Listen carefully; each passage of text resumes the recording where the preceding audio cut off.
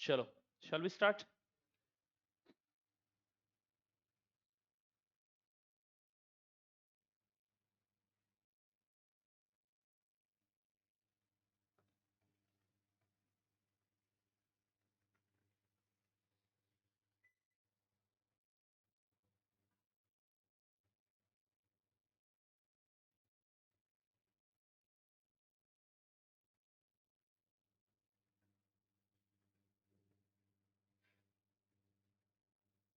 Just a second.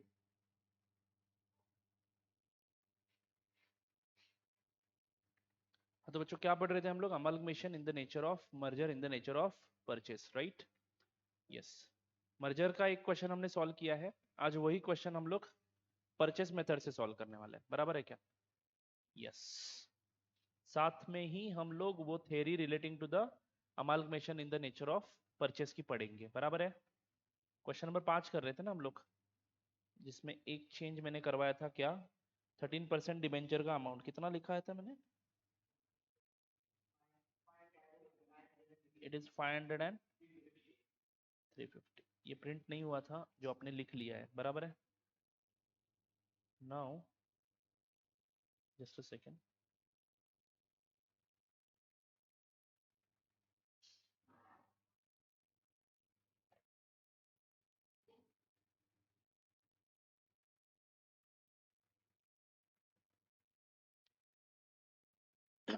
Let's solve the same question using purchase method.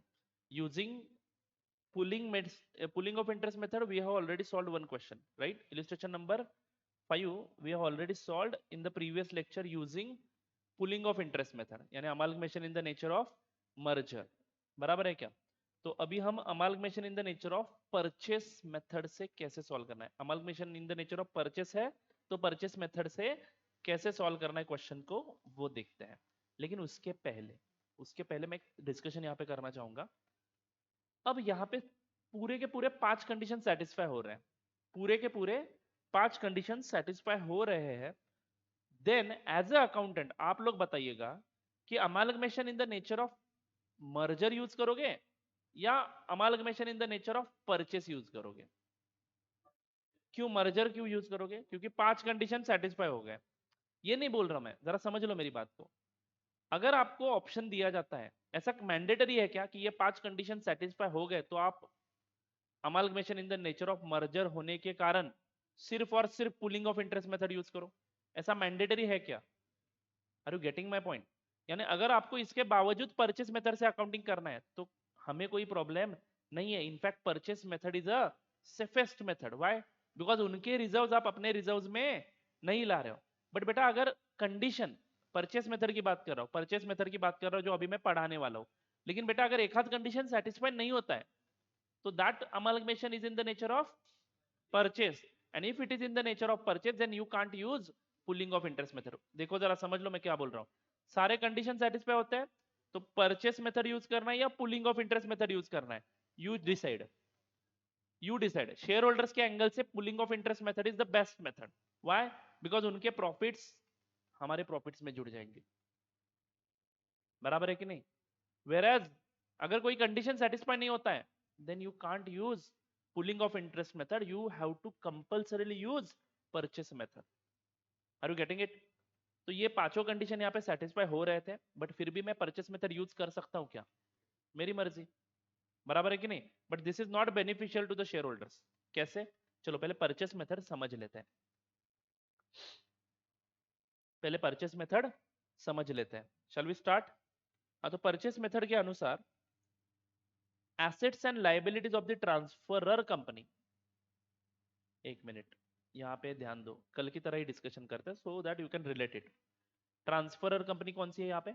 Y limited. Assets and liabilities of the transferor company, यहाँ पे ध्यान दो, assets and liabilities, बराबर है क्या बच्चों? Just a second. Assets and liabilities of the transferor company should be incorporated eight there existing carrying amount or the purchase consideration should be allocated to the individual identifiable assets and liabilities on the basis of their fair values at the date of amalgamation. Now what is this? I'll tell you. They are talking about assets and liabilities. सिर्फ assets and liabilities की बात हो रही है, यानी indirectly they are not talking about reserves, जो पिछले method में बोला जा रहा था। ये आप लोग एक तो बुक वैल्यू पे रिकॉर्ड कर सकते हो। Are you getting it? assets and liabilities of the transferring company should be incorporated at their existing carrying amount, मतलब बुक वैल्यूज। और आपको ऑप्शन दिया जाता है क्या? Purchase consideration should be allocated. Purchase consideration मतलब क्या? Mostly net assets. Are you getting it? तो purchase consideration should be allocated to individual identifiable assets and liabilities on the basis of the fair values at the date of amalgamation. यानी आप book value पे record करना चाहते हो तो book value पे record करो, नहीं तो यही assets and liabilities fair values पे भी आप लोग रिकॉर्ड कर सकते हो। फेयर वैल्यूज मतलब agreed values of assets taken over, agreed values of liabilities taken over. Net asset को आप लोग डिवाइड करो, आइडेंटिफाइबल एसेट के साथ आइडेंटिफाई कर दो। Are you getting it? यानी indirectly what they are telling you, you can record assets of the transferor company in your books at book value or fair value. Option is given to you. Mostly we are going to record it at fair value only. Are you getting it? Then liabilities will be also recorded at fair value. तो आपको समझ में क्या आ रहा है? When I am recording the assets and liabilities, but I am going to record only those assets and liabilities which I have taken over, because amalgamation in the nature of purchase कब होगा? when you are not taking all assets and liabilities. समझो एक आध asset छोड़ दिया है मैंने, तो वो मेरे बुक्स में मैं क्यों रिकॉर्ड करूंगा? Are you getting my point? सारे के सारे एसेट लिए हैं, सारे के सारे लायबिलिटीज लिए हैं, तो मैं अगर किसी दूसरे वैल्यू पे मतलब फेयर वैल्यू पे रिकॉर्ड करता हूं, then condition number is 5, condition 5 number is not satisfied. Are you getting it or not? Then your amalgamation becomes amalgamation in the nature of purchase, and of course you have to use then purchase method. Are you getting my point? Yes. तो बेटा यहाँ पे आपको सिर्फ और सिर्फ record करने हैं सारे एसेट जो आप टेक ओवर कर रहे हो, सारे लायबिलिटीज जो आप टेक ओवर कर रहे हो। यानी इनडायरेक्टली ये मेथड आपको रिजर्व रिकॉर्ड करने का परमिशन नहीं दे रहा है। इज इट राइट और not? So this portion I'm not going to record, as well as this portion I'm not going to record. यानी इनडायरेक्टली उनकी इक्विटी में रिकॉर्ड नहीं कर रहा हूं। ट्रांसफरर कंपनी की में मैं इक्विटी रिकॉर्ड नहीं कर रहा हूं। इनडायरेक्टली मैं क्या रिकॉर्ड कर रहा हूं? नेट एसेट्स रिकॉर्ड कर रहा हूं, total of assets minus total of liabilities. Are you getting it? तो मैं नेट एसेट इनके रिकॉर्ड कर रहा हूं, और ये दो नंबर्स हैं share capital and reserves and surpluses के, जो मेरे बुक्स ऑफ अकाउंट्स में मैं नहीं ला रहा हूं। Are you getting it? और इन दो चीजों के बदले में मैं क्या इशू कर रहा हूं? मेरे कंपनी के शेयर्स। बोलो हाँ या ना? एज अ परचेस कंसिडरेशन में क्या इशू कर रहा हूं? हमने निकाला था ना परचेस कंसिडरेशन कल के एग्जांपल में, 3,50,000 का। यहाँ पे लिखा नहीं है मैंने, कल के क्वेश्चन में लिखा था। करेक्ट है क्या? कितना आया था परचेस कंसिडरेशन? 5370। तो 5370 का परचेस कंसिडरेशन हम लोग रिकॉर्ड करेंगे। बराबर है क्या? तो हम एक काम करते हैं, हम लोग अकाउंटिंग शुरू कर देते हैं, चलेगा क्या? तो अभी तो फेयर वैल्यूज क्वेश्चन में दिए नहीं है, तो हम लोग कैसे अकाउंटिंग करेंगे? बुक वैल्यूज के बेसिस पे। तो write down amalgamation in the nature of purchase.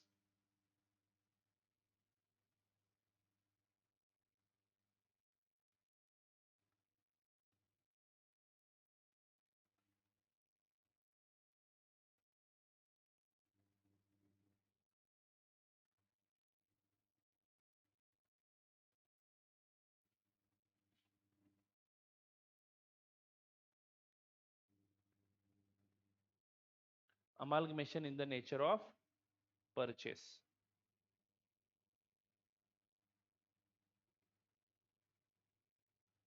ठीक है? मेथड ऑफ अकाउंटिंग,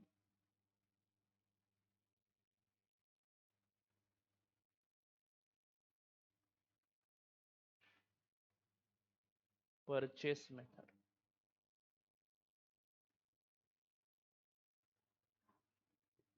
ठीक है? जर्नल एंट्रीज पहले लिखेंगे, चलेगा ना? अरे बोलो, फिर बैलेंस शीट बनाएंगे। किसके बुक्स में कर रहे हैं अभी ये journal entries? In the books of X limited.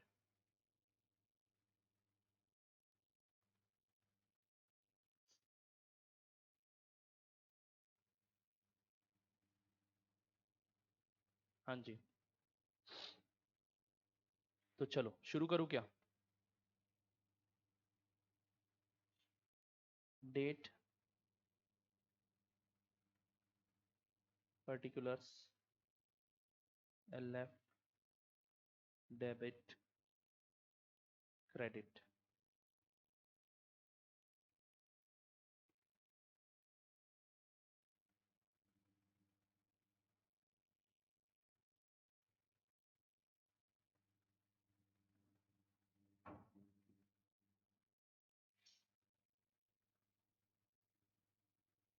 शुरू करें?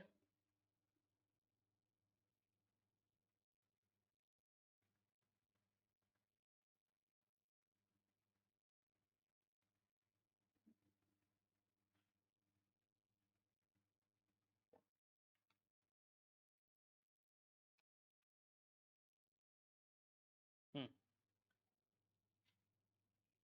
तो पहली एंट्री कब होगी बेटा? 1/4/2011।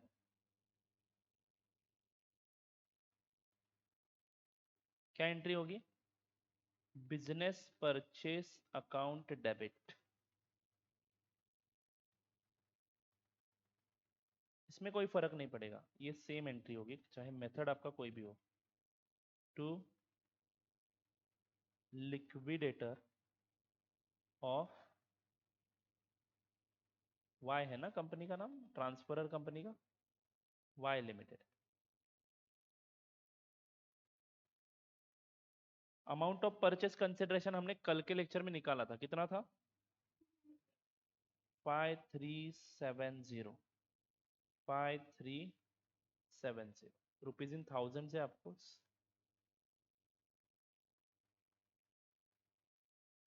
सही है। बीइंग बिजनेस परचेस्ड,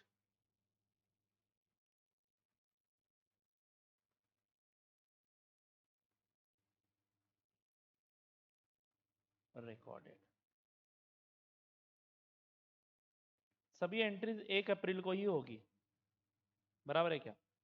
2021 है या 22 है? 21 है ना? यस। आगे बढ़ू, आगे बढ़ू। नाउ प्लीज टेल मी अगली एंट्री क्या होगी? Assets and liabilities in corporation की। इस बार amalgamation in the nature of purchase है, तो मेक श्योर कि उनके रिजर्व्स हमारे रिजर्व्स में नहीं आने चाहिए। पुलिंग ऑफ इंटरेस्ट मेथड में और इसमें यही एक फर्क है। पुलिंग ऑफ इंटरेस्ट मेथड में और इस मेथड में यही एक फर्क है कि उनके रिजर्व्स रिकॉर्ड करने का permission pulling of interest method देता है, वेरस परचेस मेथड में वो परमिशन आपको नहीं मिलेगा। Is it clear to you? Why नहीं मिलेगा? क्योंकि सारे एसेट्स आप टेक ओवर नहीं कर रहे हो। नहीं तो अगर टेक ओवर कर रहे हो तो उसको अलग वैल्यूज पे रिकॉर्ड कर रहे हो, तो अगर उसको अलग वैल्यूज पे उसके वैल्यूज के साथ अगर छेड़छाड़ करते हो तो दूसरा इंपैक्ट किसके ऊपर होता है? उसकी इक्विटी के ऊपर होता है। तो कहीं ना कहीं अगर आपने समझो कोई एक एसेट जो 100 रुपए का था, वो अपने बुक्स ऑफ अकाउंट्स में 200 रुपए पे रिकॉर्ड किया, तो बेटा फर्क वाला अमाउंट ज्यादा आ जाएगा ना, जो आप रिजर्व में एडजस्ट करोगे। आर यू गेटिंग इट और नॉट? तो वो परमिशन आपको इस मेथड में नहीं दिया जाएगा। Is it clear to you? So when you change the assets and liabilities value, नहीं तो when you don't take over all the assets and liabilities, नहीं तो when you are not giving consideration in in the form of equity shares, तो वो लोग अपने company के share holder से नहीं बन रहे हैं, तो हम उनका प्रॉफिट हमारी कंपनी में क्यों लाएं? आर यू गेटिंग इट और नॉट? तो ये सारे कंडीशंस सेटिस्फाई ना होने के बाद हम लोग कौन सा मेथड यूज कर रहे हैं? Purchase method. एक भी कंडीशन सेटिस्फाई नहीं होता है तो परचेस मेथड। परचेस मेथड में ध्यान में क्या रखना है? सारे एसेट्स हम लोग आइदर बुक वैल्यूज पे रिकॉर्ड करेंगे, नहीं तो एग्रीड वैल्यूज पे, फेयर वैल्यूज पे। अगर आपके क्वेश्चन में फेयर वैल्यूज प्रोवाइड किए हैं तो आप लोग कौन सा यूज करोगे? फेयर वैल्यू ऑफ कोर्स, इसीलिए तो दिया है वो। Are you getting it? तो जिस वैल्यू पे मैं टेक ओवर करूंगा उसी वैल्यू पे मैं रिकॉर्ड कर लूंगा। तो अभी तो फेयर वैल्यू नहीं दिया है, तो इन बुक वैल्यूज को ही मैं फेयर वैल्यूज मान के चलूंगा। तो चलो एंट्री करना शुरू कर देते हैं एसेट्स एंड लायबिलिटीज को रिकॉर्ड करने की। बोलो पहली एंट्री क्या होगी? सारे एसेट्स रिकॉर्ड कर देते हैं, कंबाइन एंट्री करेंगे। सारे एसेट्स रिकॉर्ड कर देते हैं बेटा। चलो एंट्री क्या होगी? Land and building account debit. Land and building account debit. How much? 1550. Then plant and machinery account debit.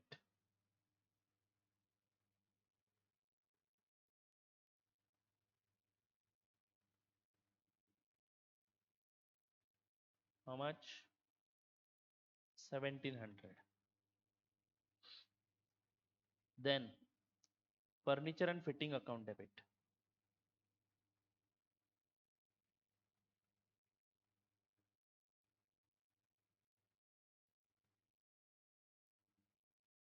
How much? 350. Then investment account debit.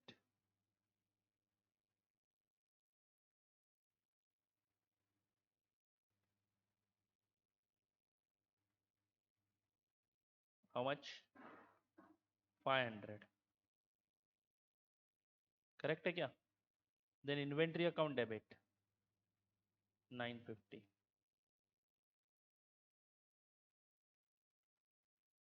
Then trade receivable account debit 1030.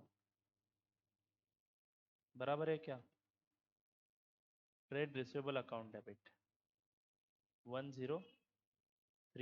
Only assets and liabilities are to be recorded. Cash and bank account debit. समझो ये cash and bank take over नहीं किया है ऐसा बोला होता तो मैं ये रिकॉर्ड नहीं करता. 520. बराबर है क्या? तो ये सारे एसेट्स अपने रिकॉर्ड कर लिए. Is it right? अरे बोलो ना बच्चों. 2. यस, एक लाइन ब्लैंक छोड़ना है. 2. क्या रिजर्व रिकॉर्ड कर लू ना? To 13% debentures. डिबेंचर होल्डर बोलो. To 13% debenture holders account. Amount 350. Update किया ना अमाउंट को. To trade payables 350.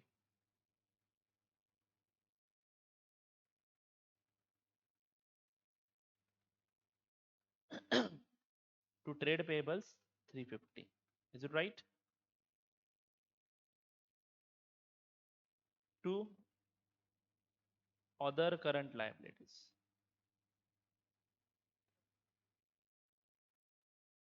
How much? To business purchase account. Indirectly बेटा ये बिजनेस परचेस अकाउंट का जो अमाउंट है वो क्या है आपका? Purchase consideration 5370. Is it clear to you? Yes. तो जो उस अकाउंटिंग स्टैंडर्ड ने बोला वो मैंने किया. Assets and liabilities of transferor company incorporated eight their existing carrying amount. Fair value नहीं था इसलिए eight their existing carrying amount. हो गया अकाउंटिंग. एंट्री कंप्लीट हो गई क्या? नहीं हुई है क्योंकि कुछ डिफरेंस है वहां पे. देखो ये मैंने जो उन्होंने बताया वो मैंने किया. करने के बाद मुझे क्या मिला? एसेट की टोटल जरा कर लो बेटा फटाफट. करने की जरूरत नहीं है. एसेट की टोटल है बैलेंस शीट में. कितनी है? 6600. तो ये एसेट इनडायरेक्टली डेबिट हुआ 6600. अगर इसका फेयर वैल्यू कहीं कहीं पे दिया होता तो मैं एग्रीड वैल्यू लेता of course. Do you get it और नॉट? हाँ, फिर लायबिलिटीज जो टेक ओवर की है उसकी जरा टोटल बताओ. 6 इतना आता है. अरे लायबिलिटी, सिर्फ लायबिलिटी, ये बिजनेस परचेस उसमें इंक्लूड मत करो. 850. बराबर है क्या? ये तीन नंबर्स की टोटल बताओ बस. यानी मैं आपको क्या बता रहा हूं बेटा, ये रिकॉर्ड करो और ये वाला पोर्शन रिकॉर्ड करो. यानी blue marked portion I have recorded. बराबर है कि नहीं? इसका ये मतलब हुआ कि मैंने रेड मार्क्ड पोर्शन रिकॉर्ड नहीं किया. Is it right? लेकिन इस रेड मार्क्ड पोर्शन को मैं क्या बोलता हूं बेटा? Equity. Isn't it a net asset? मैंने रिकॉर्ड तो नेट एसेट ही किया. मतलब इनका इंटरेस्ट मैंने ऑलरेडी मेरे कंपनी में रिकॉर्ड कर लिया है. बट ये जो है ये पैसे शेयर होल्डर्स को देने हैं. किसके? वाई लिमिटेड के. Are you getting my point? तो इसके बदले में मैंने क्या दिया? 5370 का शेयर्स इशू करा, इक्विटी हो या प्रेफरेंस शेयर्स हो, व्हाटएवर इट इज, मैंने कुल मिला के इन कंपनी के शेयर होल्डर्स का जो कुछ भी इंटरेस्ट था उसके अगेंस्ट 5370 का नया शेयर कैपिटल इशू कर दिया। बोलो हाँ या ना? हाँ। अब आप बोलो बेटा, ये जो ब्लू वाला पोर्शन है, ये जो मैं रिकॉर्ड कर रहा हूं उसको हम लोग क्या बोलते हैं? Net assets. एम आई रिकॉर्डिंग नेट एसेट्स? यस। अगर समझो कोई एक आधा एसेट में यहाँ पे ये टेक ओवर नहीं करता तो ये मैं रिकॉर्ड नहीं करता, तो भी मैं उनके net asset taken over record कर रहा हूँ कि नहीं? Are you getting it? तो बेटा ध्यान से सुनना है, अभी जो फर्क आ रहा है आपके बैलेंस शीट में, आपके एंट्री में कितने का फर्क आ रहा है? 6600 रुपीज के एसेट्स माइनस 850 के लाइबिलिटीज, यानी इनडायरेक्टली हमने उनके नेट एसेट्स रिकॉर्ड किए 5750 रुपए, और इस नेट एसेट को एक्वायर करने के लिए हमने परचेस कंसिडरेशन कितना दिया है? 5370 रुपए। अब ध्यान से पढ़ेंगे बेटा आगे अकाउंटिंग स्टैंडर्ड क्या बोलता है। रिजर्व्स के बारे में बोला है, no reserves other than statutory reserves of the transferor company should be incorporated in the financial statements of the transferee company. यानी परचेस मेथड क्लियर कट आपको क्या बोल रहा है कि रिजर्व रिकॉर्ड मत करो, लेकिन कौन से reserves? Other than statutory reserves. कायदे से बड़ा नहीं है हमारा अकाउंटिंग स्टैंडर्ड, तो अगर कोई रिजर्व कायदे से मेंटेन करना है, स्टैट्यूटरी रीजन के कारण मेंटेन कर रहे हो, तो वो लेना पड़ेगा। लेकिन वो लेना कैसे है, that has been explained below. अभी तो नहीं लूंगा मैं, लेकिन उसको बाद में मेरे फाइनेंशियल स्टेटमेंट में मैं उसको मेंटेन करूंगा, क्योंकि आपके क्वेश्चन में नीचे एक लाइन दिया है देखो, statutory required is to be maintain for, statutory reserve is required to be maintain for 2 more years। तो वो मेंटेन तो करना पड़ेगा, but right now I am not going to record it. कैसे लाना है उसको मैं बाद में बताता हूँ, that is also one of the adjustment. Okay, बहुत ही सिंपल है वो। The balance of the profit and loss account of the transferor company is not recorded at all. कुछ भी हो आप balance in P and L account record नहीं करोगे, सिर्फ स्टैट्यूटरी रिजर्व रिकॉर्ड करना पड़ेगा आपको, वो भी लॉ के कारण। Is it clear to you? Now red pen से लिखा हुआ है, difference between the purchase consideration and net asset transferred, उसका क्या करना है? यही हुआ ना आपके एंट्री में, क्या दिखा बेटा? ये सारे एसेट की टोटल माइनस सारे liabilities taken over will be what? Net asset. तो नेट एसेट को कंपेयर कर रहे हो हम लोग किसके साथ? परचेस कंसिडरेशन के साथ। तो इसमें जो डिफरेंस है उसका क्या करना है ये बताया आपको इस पैराग्राफ में। Difference between the purchase consideration and net asset, amalgamation in the nature of merger में मैं कौन सी दो चीजें कंपेयर कर रहा था? जो रिकॉर्ड नहीं की उसके वर्सेस हमने जो इशू किया, वो रिकॉर्ड क्या नहीं किया था वहां पे हमने? इन द नेचर ऑफ मर्जर हमने रिकॉर्ड नहीं किया था ये 3000 प्लस 1700, यानी पेड अप कैपिटल को कंपेयर किया था हमने परचेस कंसिडरेशन के साथ। अब इस बार बेटा आप लोग रिजर्व्स भी रिकॉर्ड नहीं कर रहे हो, यानी इनडायरेक्टली ये पूरा पोर्शन आप रिकॉर्ड नहीं कर रहे हो। ये पूरे पोर्शन को क्या मैं नेट एसेट बोल सकता हूं?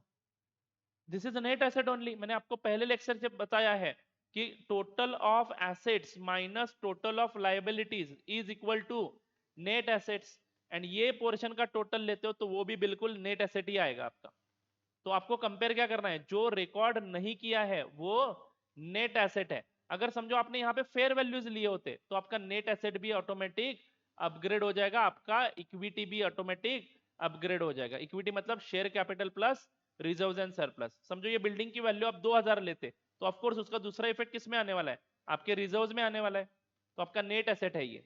यानी indirectly you are recording in your books net assets which are taken over by you, and for that you are giving your purchase consideration. So compare your net assets with purchase consideration. If that is not telling, there will be a difference. And now how to deal with this difference? This is what told in this paragraph. Difference between the purchase consideration and net assets. Any excess of the amount of purchase consideration. आप लोग बताओ बेटा, company के net asset है 100 रुपए और मैं purchase consideration दे रहा हूं 120 रुपए, तो ये ज्यादा अमाउंट दे रहा हूं या कम दे रहा हूं? यानी मैं जितना टेक ओवर कर रहा हूं उसके कंपैरिजन में ज्यादा दे रहा हूं। Any excess of the amount of purchase consideration over the value of the net asset, over the value of the net asset of the transferor company acquired by the transferee company should be recognised as goodwill. तो ये फर्क है बेटा, ये actually adjustment कर रहे हैं हम लोग, तो हम इसको क्या बोलेंगे? गुडविल बोलेंगे कि मैं 100 रुपए के एसेट 120 में खरीद रहा हूं। सामने वाले को यकीन आ जाएगा हाँ सच में गुडविल है। हाँ है भी गुडविल, नहीं तो भला मैं उसके 100 रुपए के नेट एसेट को 120 क्यों दूंगा? Why I am paying that 20 rupees extra? Because he may have goodwill. Are you getting it? But उल्टा भी हो सकता है, 100 रुपए के नेट एसेट्स अगर उसको पैसों की बहुत जरूरत है, उसको बेचने की गड़बड़ है, तो मैं 90 रुपीज में भी टेक ओवर कर सकता हूं। तो परचेस कंसिडरेशन मेरा कितना है 90 एंड नेट एसेट कितने हैं 100। तो बेटा यहाँ पे मैं 10 रुपए कम दे रहा हूं, तो मुझे फायदा हुआ कि नहीं? यस, तो इस फायदे को हम लोग कैपिटल रिजर्व बोलते हैं। Make sure my friends, capital reserve बोलना है। पिछले केस में रिजर्व में डिफरेंस एडजस्ट जरूर कर रहा था मैं, लेकिन वो रिजर्व में रेवेन्यू रिजर्व में एडजस्ट कर रहा था। यहां पे मैं इस रिजर्व को कैपिटल रिजर्व बोलूंगा, फर्क है। वहां पे रेवेन्यू रिजर्व आप अपने बुक्स में ले भी रहे हो, तो एडजस्टमेंट रेवेन्यू रिजर्व में ही होगा। आर यू गेटिंग इट और नॉट? ट्रांसफरर कंपनी के सारे रिजर्व आप अपने रिजर्व में ले रहे हो, तो एडजस्टमेंट भी रेवेन्यू रिजर्व में होगा, यहाँ पे कैपिटल रिजर्व में। Are you getting it? Isn't it adjustment? देखो बेटा, मैंने एसेट्स डेबिट किए, लाइबिलिटीज क्रेडिट किए, इन कुल मिला के 5750 का डेबिट हुआ। बदले में मैं इशू कर रहा हूं शेयर्स ऑफ 5370, यानी क्रेडिट हो रहा है मेरे शेयर्स का कैपिटल का अकाउंट 5370 से, यानी 5750 के बदले में मैं 5370 रुपए ही दे रहा हूं। कम दे रहा हूं या ज्यादा दे रहा हूं? बोलो ना बच्चों, कम दे रहा हूं, तो ये क्या है? फायदा हुआ मेरे को। तो कैपिटल रिजर्व मेरे बुक्स में दिखना चाहिए।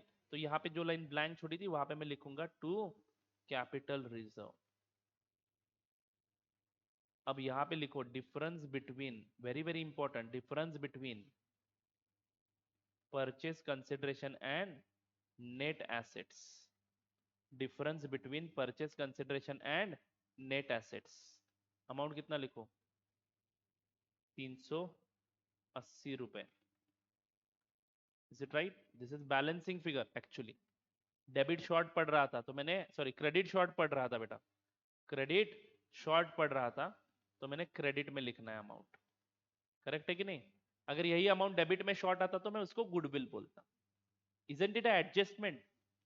एडजस्टमेंट है ये, बैलेंस शीट टैली करने के लिए कर दिया जा रहा है। क्लियर है कि नहीं? यस। अगर मेरा परचेस कंसिडरेशन बिल्कुल 5750 होता तो क्या बात थी, कोई एडजस्टमेंट करने की जरूरत नहीं थी। यानी जो आप रिकॉर्ड नहीं कर रहे हो वो क्या है? Net asset. उसको कंपेयर करना है पीसी के साथ। समझ में आ रहा है क्या? यस। पिछले केस में आप क्या रिकॉर्ड नहीं कर रहे थे? Paid up capital. तो पेड अप कैपिटल को कंपेयर कर रहे थे आप लोग परचेस कंसिडरेशन के साथ। तो उसमें नफा नुकसान जो होगा वो रिजर्व में एडजस्ट किया जाएगा। इसमें नफा नुकसान जो होगा वो इधर कैपिटल रिजर्व कहेंगे, अगर प्रॉफिट है तो, लॉस है तो गुडविल बोलेंगे। लॉस है तो डेबिट बैलेंस नहीं दिखाना है, एसेट दिखाना है। ऐसा क्यों? सर यहाँ पे हमें फेयर वैल्यूज पे रिकॉर्ड करने का परमिशन दिया जा रहा है, तो of course there will be a difference between purchase consideration and net assets, and that difference is to be adjusted like this. Is it clear to you? Yes. समझ में आ रहा है बच्चों? दोनों फर्क, दोनों मेथड में फर्क, इस मेथड में और उस मेथड में क्या फर्क है? यहाँ पे रिजर्व्स रिकॉर्ड नहीं करने हैं। Then sir what about statutory reserves? उसकी एंट्री सीखेंगे हम लोग। समझ में आ रहा है बच्चों? तो सिंपल है, amalgamation in the nature of merger में, amalgamation in the nature of merger में हम लोग कौन सा मेथड यूज करते हैं? Pooling of interest method. Step क्या करने हैं? Record all assets at book values, record all liabilities at book values, record all reserves at book values, then which figure you are leaving? Paid up capital of that company. So compare your paid up capital with the purchase consideration, whatever difference is coming, adjust it in a reserve. Either your reserve account will be debited or will be credited. That you will come to know when you pass the journal entry. Is it right or not? Yes, this is what pooling of interest method is. Pulling of interest method में reserve automatic record हो जाता है, तो कोई statutory reserve है वो भी automatic आ जाएगा। बट परचेस मेथड में हम लोग रिजर्व्स का अकाउंटिंग नहीं करेंगे एंड कंपेयर करेंगे नेट एसेट्स को परचेस कंसिडरेशन के साथ। अगर आपका परचेस कंसिडरेशन नेट एसेट से ज्यादा है तो गुडविल बोलूंगा, अगर आपका परचेस कंसिडरेशन नेट एसेट से कम है तो कैपिटल रिजर्व बोलूंगा। काम खत्म, सेकेंड एंट्री डन, नरेशन लिखना, being assets and liabilities recorded.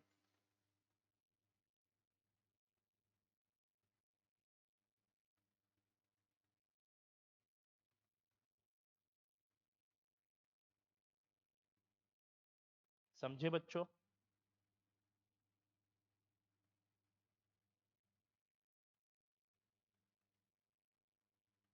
चलो आगे बढ़ता हूं। नेक्स्ट अगली एंट्री भी उसी तारीख को होगी 1/4/2021। किसका पेमेंट करेंगे अभी हम? लिक्विडेटर का। बाकी सब सेम है।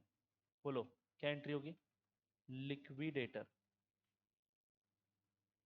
Of Y limited account debit. Amount आएगा 5370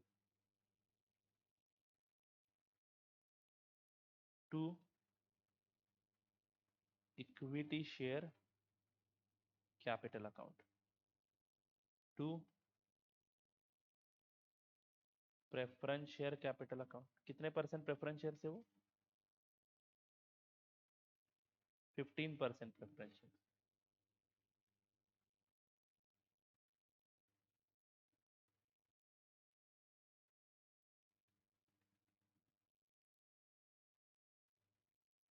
हाँ जी बोलो जरा बेटा। परचेस कंसिडरेशन का वर्किंग नोट ओपन करो और देखो। 3518। यस। नरेशन में लिखेंगे बीइंग परचेस कंसिडरेशन सेटल्ड।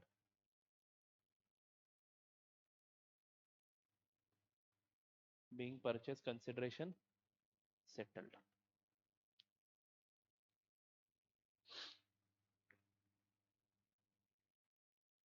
आगे बढ़ू क्या? यस। उसके बाद और क्या बोला है क्वेश्चन में? This is done. एक्सक्यूज। हाँ जी। डिबेंचर्स क्या बोला है? Debenture holders of Y limited will be converted into equivalent number of debentures of X limited with the same rate. तो बोलो बेटा डिबेंचर होल्डर्स को जब टेक ओवर किया आपने तब यहाँ पे कौन सा अकाउंट यूज किया है? 13% डिबेंचर होल्डर्स अकाउंट। अब इनको हमारी कंपनी के शेयर डिबेंचर इशू करेंगे तो बोलो क्या एंट्री होगी? 1/4/2021 को 13% debenture holders account debit.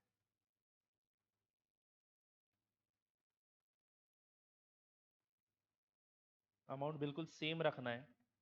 Debenture भी उसी रेट से इशू करने हैं 350 टू 13% डिबेंचर्स अकाउंट 350। करेक्ट है क्या? नरेशन में लिखो being debentures issued.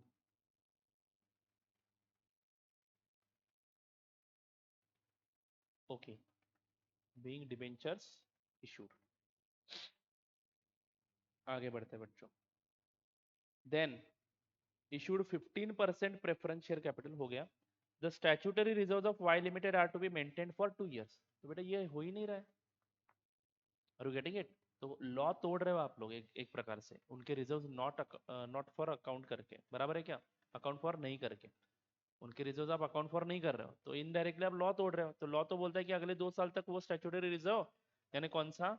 Export profit reserve and investment allowance reserve उनका जो उनके बैलेंस शीट में था उतना तो आपको कम से कम 2 साल के लिए मेंटेन करना ही पड़ेगा।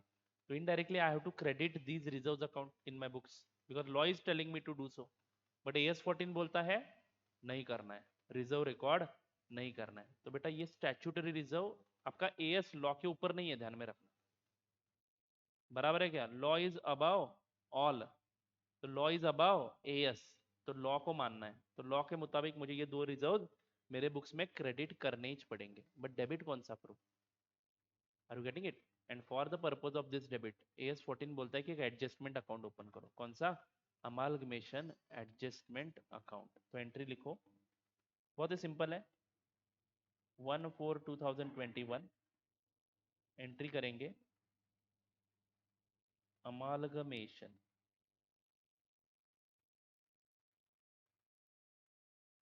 Adjustment reserve account debit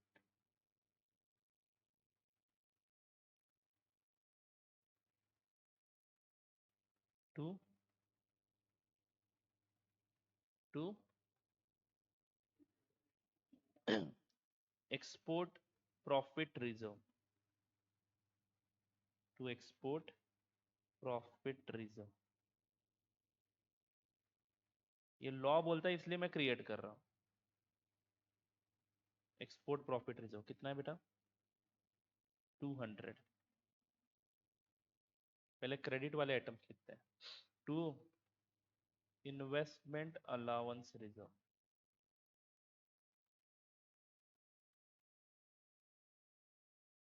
how much? 100. तो कुल मिला के 300. सही है क्या? Amalgamation adjustment reserve account debit to export profit reserve to investment allowance. बच्चों बराबर है? अरे बोलो ना. नरेशन लिखो. Being statutory reserves provided in the books. Statutory reserves provided in the books.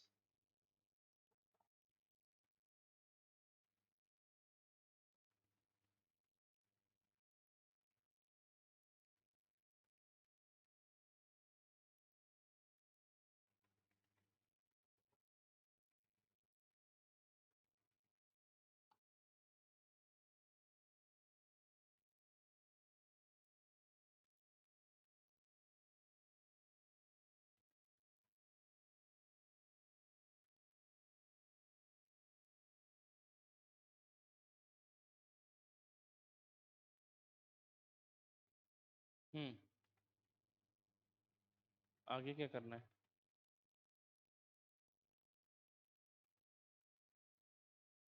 आप बताओगे सर, मैं हम क्या बताएं? नहीं रुक जाओ. अब मुझे बताओ बेटा. एक मिनट. ये स्टैट्यूटरी रिजर्व तो रिकॉर्ड कर लिया मैंने. अब amalgamation adjustment reserve account debit balance दिखाएगा. And export profit reserve credit balance, मतलब जो रिक्वायरमेंट थी लॉ की कि आपके बुक्स में एक्सपोर्ट प्रॉफिट रिजर्व दिखना चाहिए 200 का एंड 100 का, वो तो हमने कंप्लीट कर ली. यानी लॉ सेटिस्फाई हो गया. बोलो हाँ या ना. लॉ तो सेटिस्फाई हो गया. बट ये अमालगमेशन एडजस्टमेंट रिजर्व का डेबिट बैलेंस कहाँ पे दिखा है? वो भी आपके रिजर्व्स एंड सरप्लस के शेड्यूल में ही निगेटिव नंबर करके दिखाओ. हाँ. 2 साल तक रिक्वायरमेंट है ये रिजर्व मेंटेन करने की. 2 साल के बाद reverse reverse this same entry. तो ऑटोमेटिक एंट्री क्या करूंगा 2 साल के बाद? Export profit reserve debit, investment allowance debit to amalgamation. तो दोनों के दोनों, तीनों के तीनों अकाउंट निकल जाएंगे. तो टेम्पररी पीरियड के लिए अकाउंट ओपन करके रखने और क्लोज करने. एस 14 बोलता है ऐसे करो. समझ में आ रहा है क्या? तो सरकार को चाहिए ना रिजर्व, कर दो. समझ में आ रहा है क्या मैं क्या बोल रहा हूँ? यस.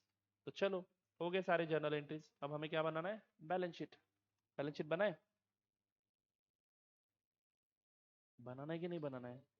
हाँ तो चलो लिखो ना. Amalgamation balance sheet of X limited.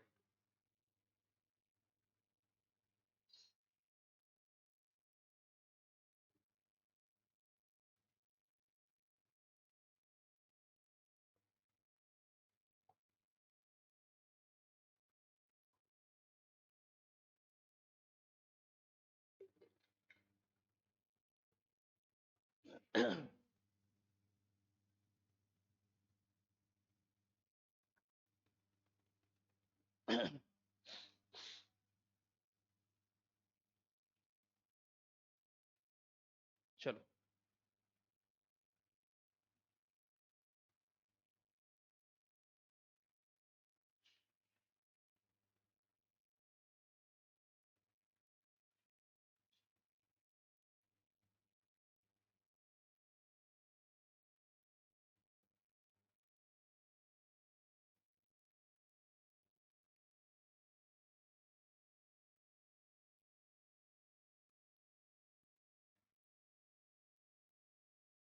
particulars notes rupees in thousands.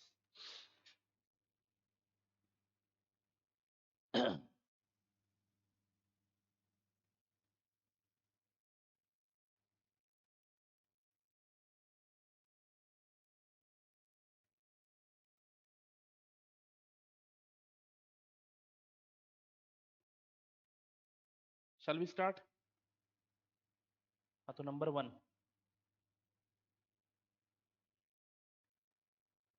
Capital Roman 1, equity and liabilities. उनकी बैलेंस शीट अपने सामने रखो. मैं आपको एक काम करता हूँ, मॉड्यूल में जो बैलेंस शीट है वो दिखा देता हूँ क्वेश्चन की. अभी टी फॉर्मेट वाला बैलेंस शीट देखने की कोई ज़रूरत नहीं है. बराबर है कि नहीं?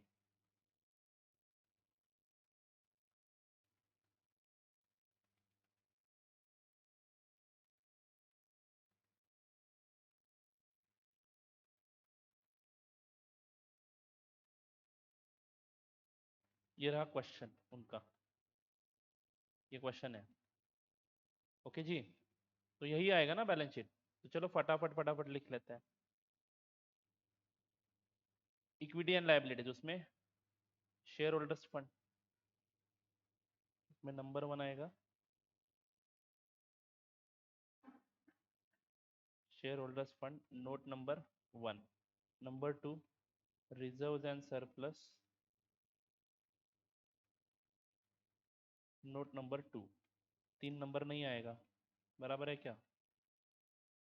देन डायरेक्टली 2 नंबर का नॉन करंट लायबिलिटीज, यही बैलेंस शीट लेना है आपको। तो 2 नंबर का आइटम, अरे यार सॉरी, शेयर होल्डर्स फंड में एक्सट्रीमली सॉरी, शेयर कैपिटल आएगा ना बेटा यहाँ पे। Share capital 1, B reserves and surplus 2, number 2 non current liabilities, बराबर है क्या?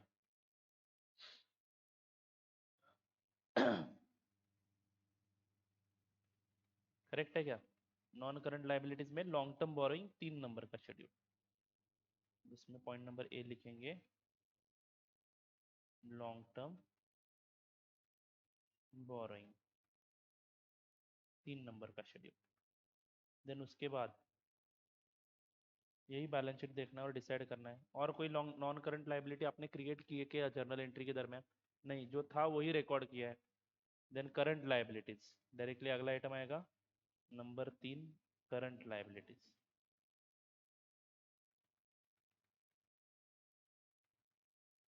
बराबर है क्या? करंट लायबिलिटीज में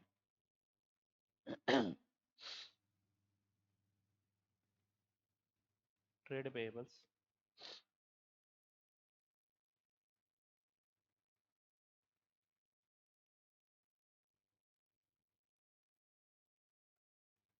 और उसके बाद अदर करंट लायबिलिटी भी एक आएगा।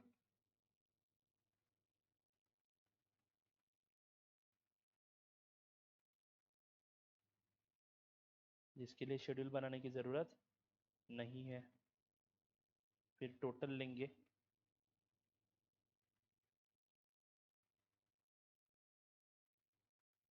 एसेट्स, जिसमें नंबर 1 नॉन करंट एसेट्स, जिसमें A property plant and equipment, schedule number 4। B non current investment है क्वेश्चन में, यहाँ पे देखो बिल्कुल सेम टू सेम फॉर्मेट आएगा, नॉन करंट इन्वेस्टमेंट। यानी क्वेश्चन पेपर आप ये सामने रख के करोगे और अपने जर्नल एंट्रीज को मन में रख के करोगे तो 2 मिनट में बैलेंस शीट होना चाहिए, ज़्यादा समय नहीं लगना चाहिए। करेक्ट है कि नहीं? नॉन करंट इन्वेस्टमेंट, इसके लिए शेड्यूल की ज़रूरत नहीं है। ये बैलेंस शीट देखो बेटा, उसके बाद डायरेक्टली करंट एसेट्स है, वो भी 3 लिख दो as it is.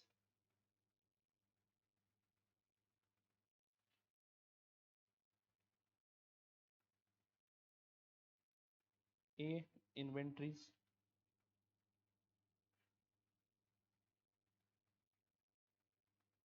B trade receivables,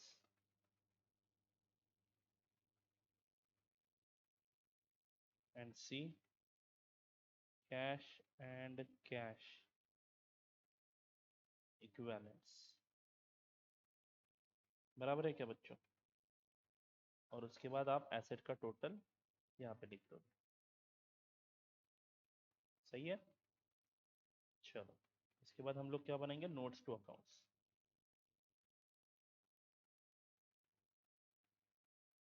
जिसमें राइट हैंड साइड को rupees in thousands, rupees in thousands के 2 कॉलम बनेंगे। पहला शेड्यूल कौन सा है हमारा? Share capital.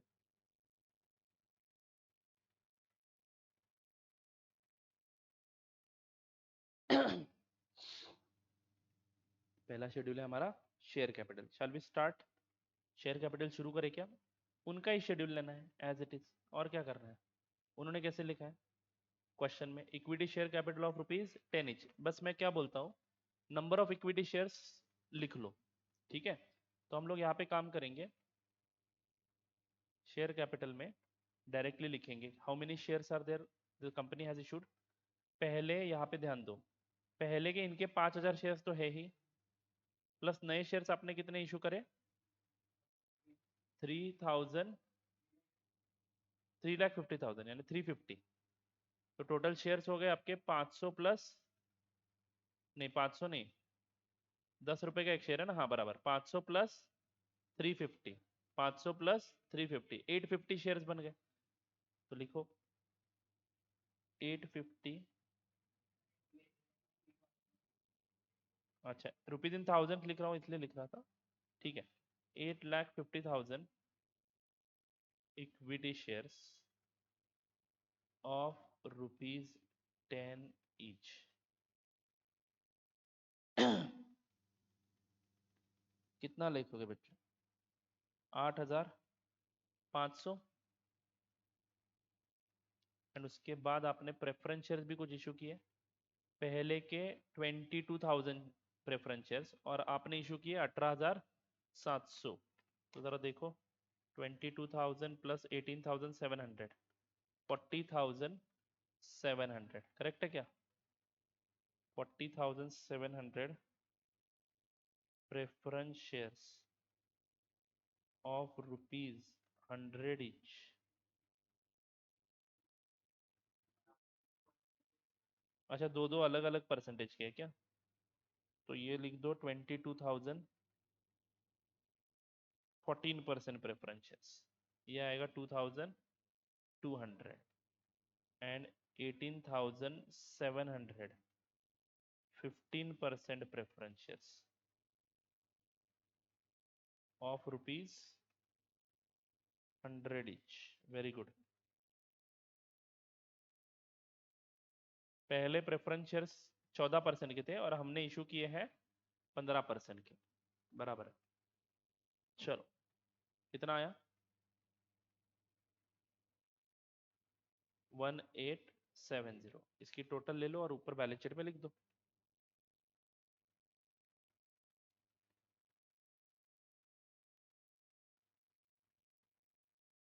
$12,570, करेक्ट है क्या?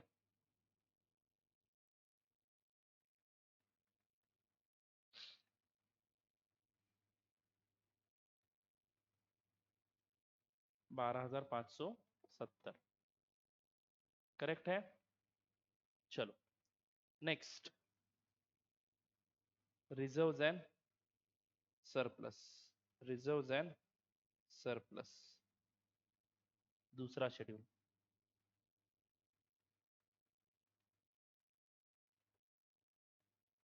उनका पुराना वाला बैलेंस शीट सामने रखो, क्वेश्चन में जो है वो general reserve as it is आएगा, उसमें कोई नया अमाउंट ऐड नहीं होगा। एक्सपोर्ट प्रॉफिट रिजर्व 500 दिखेगा, बराबर है क्या? देन इन्वेस्टमेंट अलाउंस रिजर्व 100 दिखेगा, क्योंकि ये भी हमने अमालगमेशन एडजस्टमेंट अकाउंट को डेबिट करके एंटर किया है। Then profit and loss account 785 दिखेगा। सही बोल रहा हूँ कि नहीं?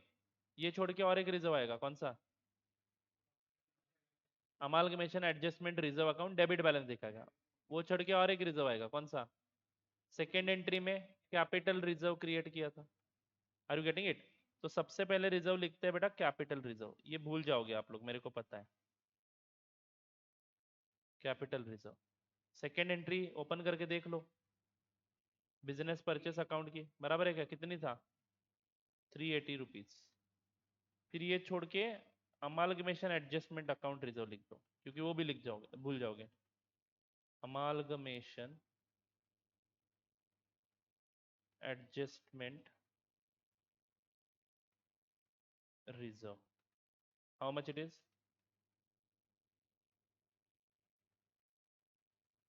300 माइनस डेबिट बैलेंस, बराबर है क्या? अब एक एक करके हम लोग लिखेंगे। जनरल रिजर्व कितना बोला था मैंने? उस कंपनी का जितना था उतना ही 500, इसमें कुछ ऐड ही नहीं होगा। देन फिर आता है एक्सपोर्ट प्रॉफिट रिजर्व। सर ऐसा कोई सीक्वेंस जरूरी है क्या? जरूरी नहीं है। Export profit reserve how much? 500। आगे बढ़ता हूँ बच्चों। देन 300 प्लस 200 किया मैंने यहाँ पे, क्योंकि स्टैट्यूटरी रिजर्व के मुताबिक 200 का मेंटेन करना था। समझ में आ रहा है क्या बच्चों? नेक्स्ट इन्वेस्टमेंट अलाउंस रिजर्व 100, बराबर है ना? And then profit and loss account, देखो कैसा कम प्रॉफिट दिखाई दे रहा है।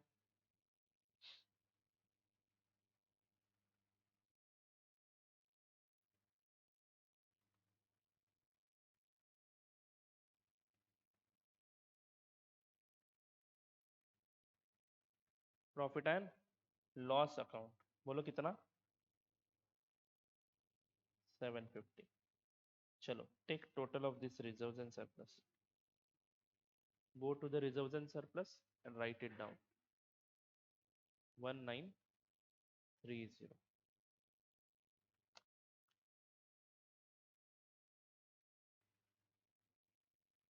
चलो हो गया।